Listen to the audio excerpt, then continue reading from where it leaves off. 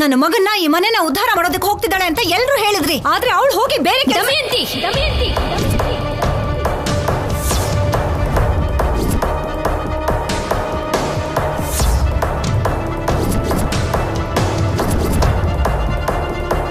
ಅತ್ತಿಗೆ ಅಂದ ಮಾತಲ್ಲಿ ತಪ್ಪೇನಿದೆ? ನೀನೇನೆ ಮಧ್ಯದಲ್ಲಿ? ನಾನೇನು ಮಾತಾಡಿದ್ರು ತಪ್ಪು ಅಂತೀರಾ? ಬೇರೆಯವ್ರು ತಪ್ಪು ಮಾಡಿದಾಗಾದ್ರೂ ನಾನು ಮಾತಾಡಬಾರ್ದಾ? ತಪ್ಪು ಮಾಡಿದ್ಲು ಅಂತ ಯಾವಾಗ್ಲೂ ಹೇಳ್ತಾನೆ ಇರಬೇಡಿ. ನನ್ನ ಮಗಳು ಯಾವ ಪರಿಸ್ಥಿತಿನಲ್ಲೂ ಯಾವ ತಪ್ಪು ಮಾಡಲ್ಲ. ಹಾಗಾದ್ರೆ ಇದೇನು? ಗಂಡ ಇದ್ದಾನೆ, ಮಗು ಇದೆ, ಅರಮನೆ ಅಂತ ಮನೆ ಇದೆ, ಅದಕ್ಕೊಂದು ಮರ್ಯಾದೆ ಇದೆ. ಆ ಮನೆ ಮರ್ಯಾದೆನ ಬೀದಿಗೆ ಹಾಕಿದ್ರೆ ನಾವೇನಾಗ್ಬೇಕು? ಈ ಫೋಟೋನ ನೋಡಿ 4 ಜನ ಕೇಳಿದ್ರೆ ಏನಂತ ಉತ್ತರ ಕೊಡೋದು? ಅಷ್ಟಕ್ಕೂ ಆ ಫೋಟೋನ ಯಾರು ತೆಗ್ದಿದ್ದಾರೆ, ಹೇಗ್ ಬಂತು? ತೆಗ್ದಿರೋದು ಯಾರಾದ್ರೂ ಆಗಿರ್ಲಮ್ಮ, ಫೋಟೋಲಿರೋದು ಕಲ್ಯಾಣಿನೇ ಅಲ್ವಾ? ಪಕ್ಕದಲ್ಲಿರೋ ಜೊತೆ ನಿನ್ನ ಮೊಮ್ಮಗಳು ದಮಯಂತಿ.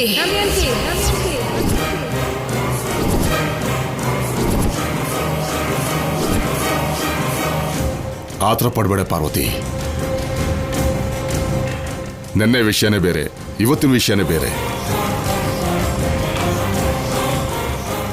ಕಣ್ಮುಂದೆ ಸಾಕ್ಷಿ ಇಟ್ಕೊಂಡು ಮಾತಾಡ್ತಾ ಇದ್ದಾಳೆ ದಮಯಂತಿ. ಅಂತ ಫೋಟೋ ನೋಡಿದಾಗ ಅತ್ತೆಯಾಗಿ ಅವಳಿಗೆ, ಗಂಡನಾಗಿ ಶೌರ್ಯನಿಗೆ ಎಷ್ಟು ನೋವಾಗಿರುತ್ತೆ. ಅವ್ರು ಕೇಳೋದ್ರಲ್ಲಿ ತಪ್ಪಿಲ್ಲ, ನೀನು ಕಿರ್ಚಾಡೋದ್ರಲ್ಲಿ ಅರ್ಥನೇ ಇಲ್ಲ.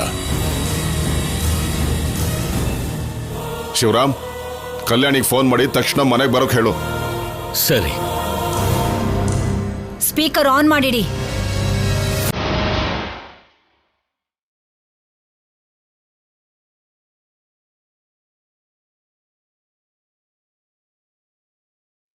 ಹಲೋ, ನಮ್ ಕಲ್ಯಾಣಿ ಫೋನ್ ನೀವು ರಿಸೀವ್ ಮಾಡಿದ್ರಲ್ಲ, ಏಕೆ? ಮೇಡಮ್ ಅವರು ಸಾರ್ ಜೊತೆ ಬ್ಯುಸಿ ಇದ್ದಾರೆ.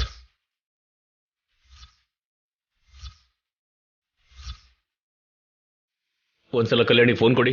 ಯಾರೇ ಫೋನ್ ಮಾಡಿದ್ರು ಸಾಯಂಕಾಲದವರೆಗೂ ಬ್ಯುಸಿ ಆಗಿದ್ದೀನಿ ಅಂತ ಹೇಳಿ ಅಂತ ಹೇಳಿದ್ರು ಸರ್.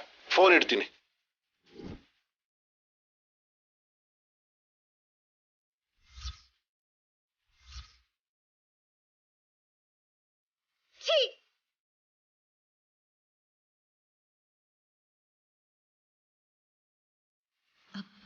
ಇಷ್ಟು ಒಳ್ಳೆ ಸೀನ್ ನಡೀತು ಅಂತ ನಮ್ಮ ಅಮ್ಮಂಗೆ ಫೋನ್ ಮಾಡಿ ಹೇಳಿದ್ರೆ ಎಷ್ಟು ಸಂತೋಷ ಪಡ್ತಾಳೋ. ಸಮಯ ನೋಡ್ಕೊಂಡು ಅಮ್ಮಂಗೆ ಸಿದ್ದುಗೆ ಹೇಳಬೇಕು.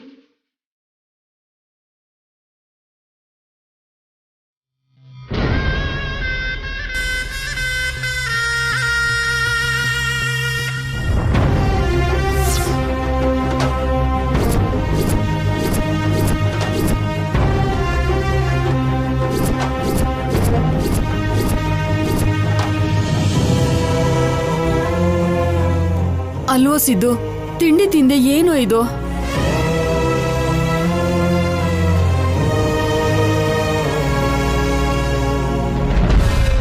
ನೀನ್ ಹಠ ಹಿಡಿದ್ಮೇಲೆ ಎಲ್ಲಿಗೋ ಹೋಗ್ತಾರೆ. ನಿನ್ ಹಿಂಸೆ ಕೊಟ್ಟಿರೋ ಶೌರ್ಯನ್ ಬಗ್ಗೆ ಮೊದಲು ಯೋಚನೆ ಮಾಡು.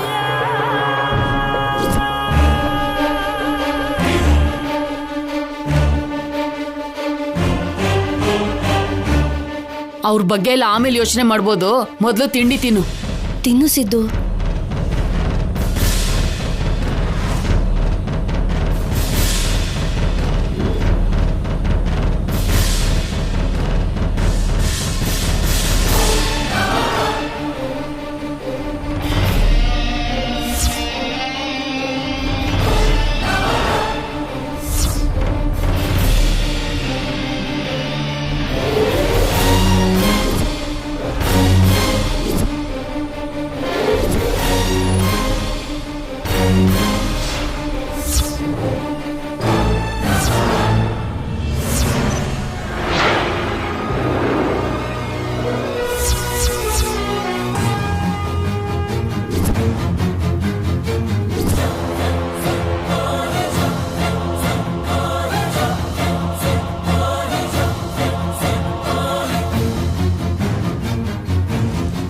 ಏನ್ ಶೌರ್ಯ, ಮನೆವರೆಗೂ ಬಂದಿದ್ಯಾ? ನನಗೋಸ್ಕರನಾ?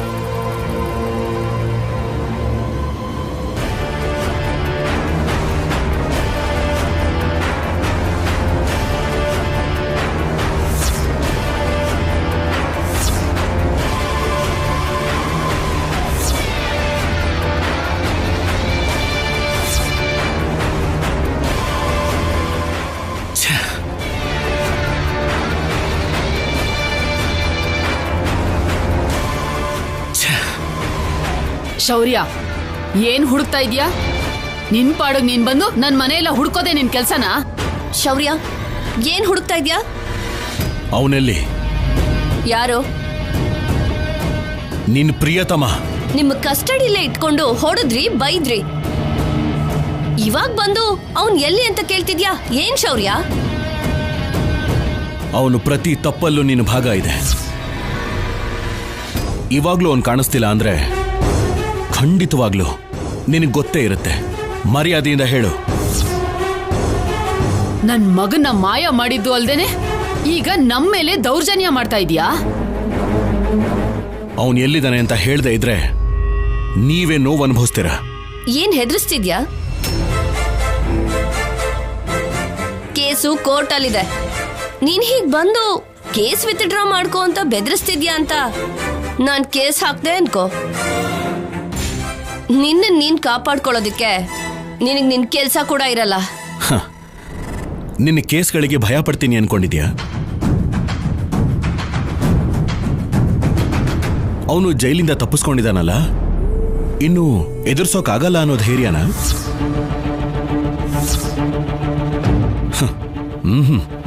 ಅವನು ನನ್ನಿಂದ ತಪ್ಪಿಸ್ಕೊಳ್ಳೋಕ್ಕಾಗೋದೇ ಇಲ್ಲ. ಅವನು ಯಾವುದೇ ಮಾರ್ವೇಷ ಹಾಕೊಂಡು ಹೋಗಿದ್ರು ನಾನು ಅವನ್ನ ಹಿಡಿತೀನಿ.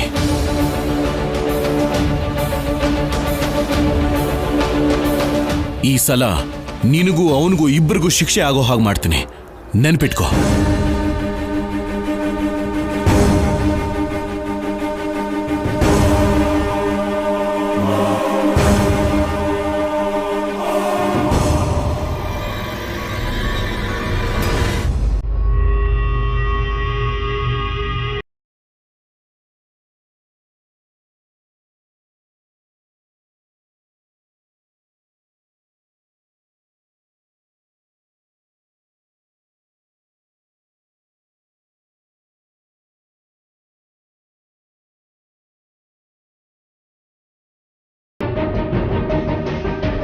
ಕಂದ, ಅಮ್ಮಂಗೋಸ್ಕರ ಕಾಯ್ತಾ ಇದ್ಯಾ? ನಿಂತ್ಕೋ. ನೀನ್ ಅವನ್ನ ಮುಟ್ಟೋ ಅಂತ ಅವಶ್ಯಕತೆ ಇಲ್ಲ. ಅದ್ಯಾಕತೆ?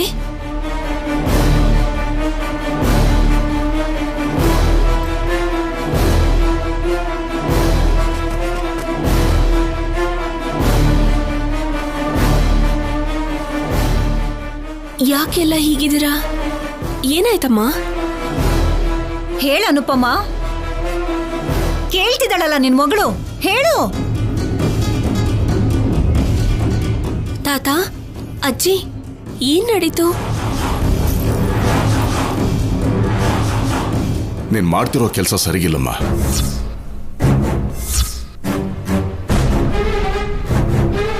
ಇಷ್ಟು ದಿನ ಈ ಮನೇಲಿ ಏನೇ ನಡೆದ್ರು ಯಾರು ಈ ಮನೆ ಕಡೆ ಬೆರಳು ತೋರಿಸಿ ಮಾತಾಡುವಂತ ಪರಿಸ್ಥಿತಿ ಬಂದಿರಲಿಲ್ಲ.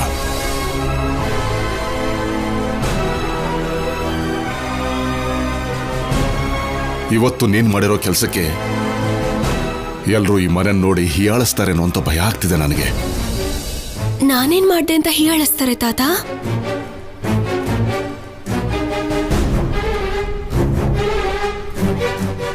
ಓ, ನಾನು ಆಕ್ಟ್ ಮಾಡ್ದೆ ಅಂತ ಹೀಗೆಲ್ಲ ಹೇಳ್ತಿದ್ದೀರಾ? ನಾನೇನ್ ಹೇಳ್ದೆ ಹೋಗಿಲ್ವಲ್ಲ, ಎಲ್ಲರಿಗೂ ಹೇಳ್ಬಿಟ್ಟೆ ಹೋದೆ.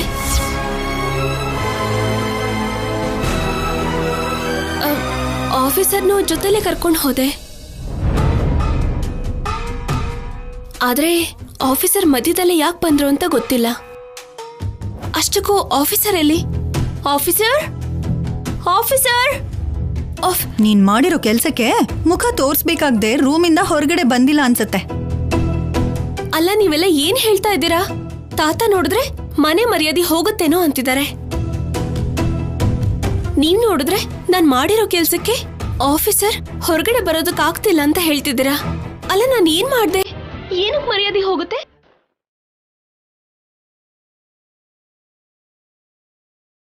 ಮಾಡೋದನ್ನೆಲ್ಲ ಮಾಡಿ ನಾನೇನ್ ಮಾಡಿದೀನಿ ಅಂತ ಎಷ್ಟು ಧೈರ್ಯವಾಗಿ ಕೇಳ್ತಿದ್ದಾಳೆ ಅಂತ ನೋಡಿದ್ರಾ?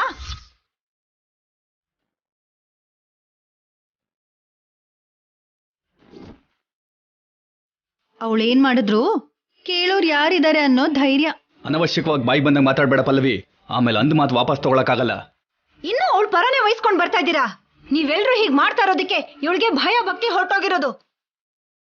ಅಷ್ಟಕ್ಕೂ ಈಗ ಏನಾಯ್ತು ಅಂತ ಅತ್ತೆ? ಎಲ್ರೂ ಏನೇನೋ ಮಾತಾಡ್ತಾ ಇದ್ದಾರೆ ಹೊರತು ವಿಷಯ ಏನು ಅಂತ ಹೇಳ್ತಿಲ್ಲ.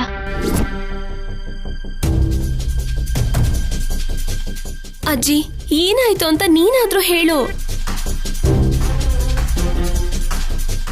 ಏನು ಅಂತ ಹೇಳ್ಬೇಕಮ್ಮ?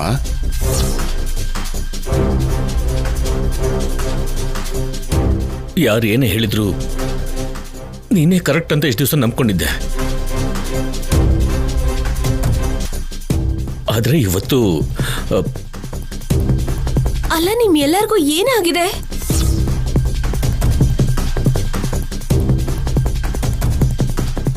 ಅಷ್ಟು ದೊಡ್ಡ ತಪ್ಪು ನಾನು ಏನ್ ಮಾಡಿದ್ದೀನಿ ಅಂತ ಇಷ್ಟು ಬೇಜಾರಾಗ್ತಿದ್ದೀರಾ? ಇನ್ನು ಏನ್ ಮಾಡ್ದೆ ಅಂತಾನೆ ಕೇಳ್ತಿದ್ಯಾ? ಇದು ನೋಡಿ ಅದೇ ಮಾತನ್ನ ಕೇಳು.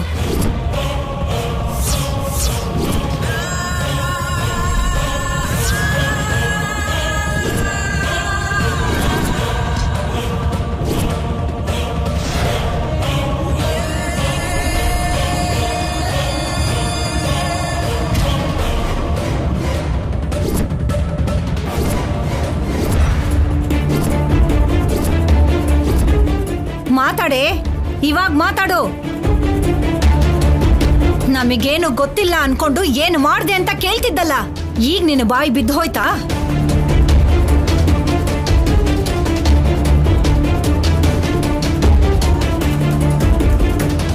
ಇನ್ನೇನ್ ಮಾತಾಡ್ತಾಳೆ ಅತ್ಗೆ?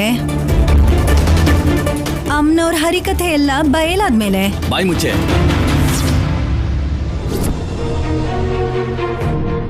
ಅತ್ತೆ, ತಾತ, ಅಜ್ಜಿ, ನಾನಿಂತ ಕೆಲಸ ಮಾಡಿದ್ದೀನಿ ಅಂದ್ರೆ ನೀವು ನಂಬ್ತಿದ್ದೀರಾ? ಇಲ್ಲಮ್ಮ,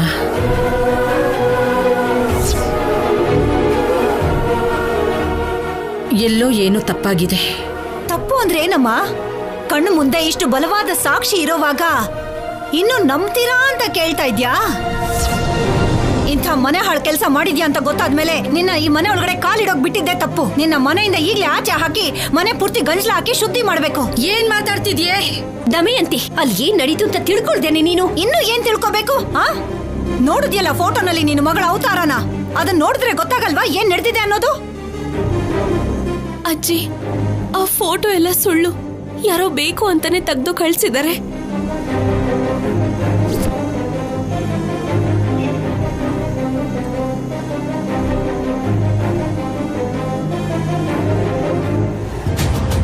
ತಪ್ಪು ಮಾಡಿದಾಳೆ ಅಂತಿದ್ದಾಗೆ ಸಂಪದಗೊಂದು ನ್ಯಾಯ, ಕಲ್ಯಾಣಿಗೊಂದು ನ್ಯಾಯನಾ?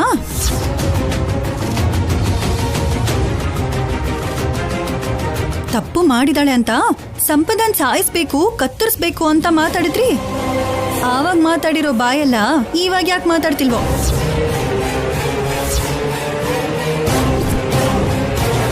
ಅವಳು ಕೇಳಿರೋದ್ರಲ್ಲೂ ನ್ಯಾಯ ಇದೆಯಲ್ವಾ?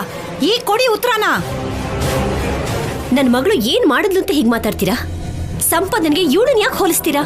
ಯಾಕೆ ಹೋಲಿಸ್ತೀನಿ ಅಂದ್ರೆ ನೋಡು, ಇದಕ್ಕೆ ಹೋಲಿಸ್ತೀನಿ. ನಿನ್ನ ಮಗಳು ಮಾಡಿದ್ರೆ ಅದು ತಪ್ಪಲ್ಲ ಅಂತ ಅನ್ಕೊಂಡ್ ಸುಮ್ನೆ ಇರ್ತೀಯಾ?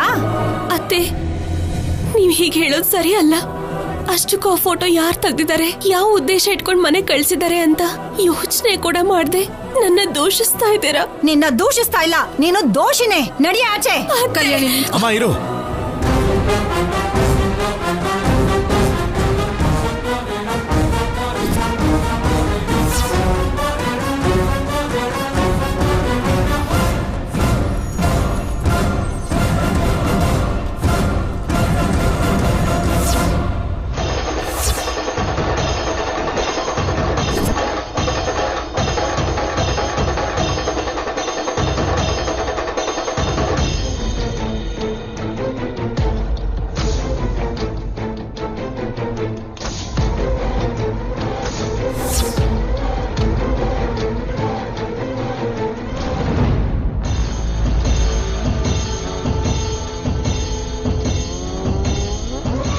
ಕಲ್ಯಾಣಿ ಯಾವ ತಪ್ಪು ಮಾಡಿಲ್ಲ, ಮಾಡೋದು ಇಲ್ಲ.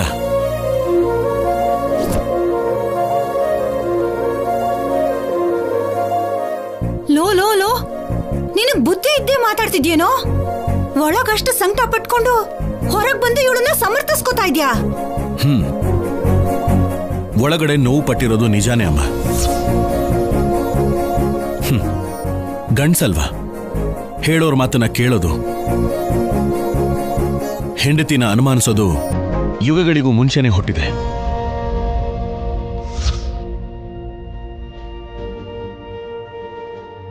ಆದ್ರೆ ಅನುಮಾನ ಪಟ್ಟಿರೋರೆ ತಪ್ಪು ತಿಳ್ಕೊಂಡು ದೇವರಾಗಿದ್ದಾರೆ.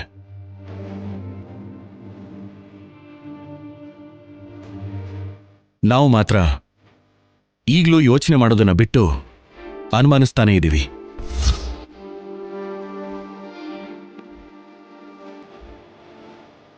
ಒಂದ್ ನಿಮಿಷ ಅಮ್ಮ.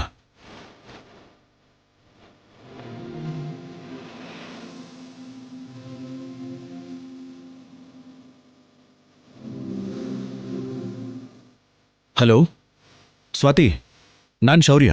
ಸರ್ ನಮಸ್ತೆ ಸರ್, ಹೇಳಿ. ಅಲ್ಲಿ ಏನ್ ನಡೀತು ಅಂತ ಹೇಳ್ತೀರಾ? ಸರ್ ಆಕ್ಚುಲಿ ಕಲ್ಯಾಣಿ ಸ್ಲಿಪ್ ಆಗಿ ಬೀಳ್ಬೇಕಾದ್ರೆ ನಮ್ ಜಯ ಅವರು ಕಲ್ಯಾಣಿನ ಬೀಳ್ದೆ ಇರೋ ಹಾಗೆ ಇಟ್ಕೊಂಡ್ರು. ಅದನ್ನ ಮ್ಯಾನೇಜರ್ ಶ್ರವಣ್ ಅವರು ಫೋಟೋ ತೆಗಿಬೇಕಾದ್ರೆ ನಾನು ಯಾಕೋ ಅನ್ಕೊಂಡೆ ಸರ್. ಆ ಫೋಟೋ ನೋಡಿ ಅವನು ಒಬ್ಬೊಬ್ನೇ ನಗ್ತಾ ಇದ್ದ ಸರ್.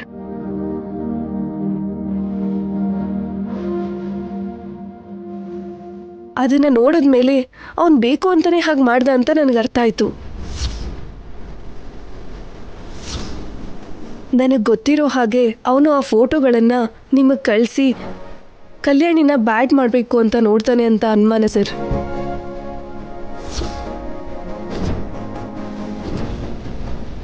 ಆ ಅನುಮಾನದಿಂದನೇ ನಿಮಗೆ ಫೋನ್ ಮಾಡಿದೆ ಸರ್. ಫೋಟೋ ಬಂದಿದ್ದು ಯಾರ ನಂಬರಿಂದ ಅಂತ ನೋಡಿ ಸರ್, ನಿಮಗೆ ಅರ್ಥ ಆಗತ್ತೆ.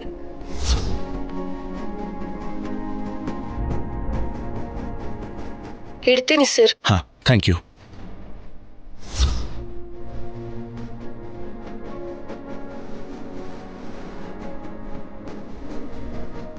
ಏನ್ ನಡೀತು ಅಂತ ಅರ್ಥ ಆಯ್ತಲ್ಲ? ಪಾಪ ಕಲ್ಯಾಣಿ ಎಲ್ಲಿಗೆ ಹೋದ್ರೂ ಅವಳನ್ನ ಹೊರಗಡೆ ಕಳಿಸ್ಬೇಕು ಅಂತ ನೋಡೋರೆ ಹೆಚ್ಚು.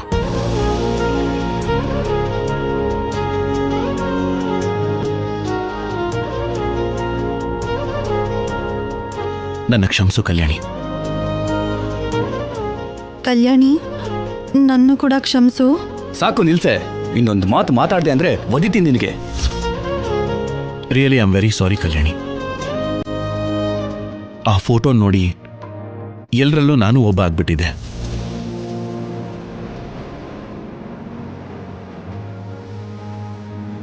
ಒಬ್ಬ ಆಫೀಸರ್ ಹಾಗೆ ಯೋಚನೆ ಮಾಡಿ ನಿರ್ಧಾರ ತಗೋಬೇಕು ಅನ್ನೋ ವಿಷಯನೇ ಮರ್ತೋಗಿದ್ದೆ.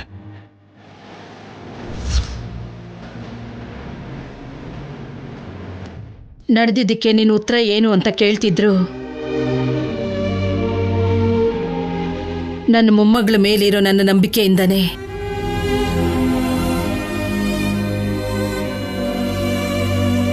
ನಾನು ನಿನ್ನೇನು ಕೇಳಲಿಲ್ಲಮ್ಮ.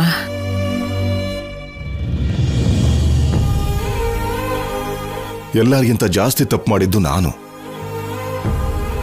ಮನೆ ಮರ್ಯಾದೆನ ಕಾಪಾಡ್ಕೋಬೇಕು ಅಂತ ನೋಡ್ತಿರೋ ಕಲ್ಯಾಣಿಗೆ ಮನೆ ಮರ್ಯಾದೆ ತೆಗಿತಿದ್ಯಾ ಅಂತ ನಾನೇನೇನೋ ಅಂದ್ಬಿಟ್ಟೆ. ನನ್ನ ಕ್ಷಮಿಸ್ಬಿಡು ಕಲ್ಯಾಣಿ. ಅಯ್ಯೋ ತಾತ, ನಿಮ್ಮನ್ನ ನಾನು ಕ್ಷಮಿಸೋದಂದ್ರೆ ಏನು? ಒಂದು ಕ್ಷಣ ಆಗ್ಲಿ, ಅರ್ಧ ಕ್ಷಣ ಆಗ್ಲಿ ನನ್ ಮೇಲೆ ನೀವೆಲ್ಲ ಅನುಮಾನ ಪಡೋದಕ್ಕೆ ಕಾರಣ ಆ ಮ್ಯಾನೇಜರೇ ಅಲ್ವಾ? ಅವನು ಸಂಪದ ಸಾಕ್ತಾ ಇರೋ ಬೊಗಳ ನಾಯಿ. ಅವನನ್ನಲ್ಲ, ಅವನ್ನ ನನ್ ಮೇಲೆ ಬಿಟ್ಟಿದ್ದಾಳಲ್ಲ, ಅವಳಿಗೆ ಬುದ್ಧಿ ಕಲಿಸ್ಬೇಕು. ಬರ್ತೀನಿ. ಕಲ್ಯಾಣಿ, ಆತರ ಪಡ್ಬೇಡಮ್ಮ. ಇಲ್ಲಮ್ಮ, ಸುಮ್ನೆ ಇದ್ರೆ ಅವಳು ಇನ್ನೂ ಜಾಸ್ತಿ ಮಾಡ್ತಾಳೆ.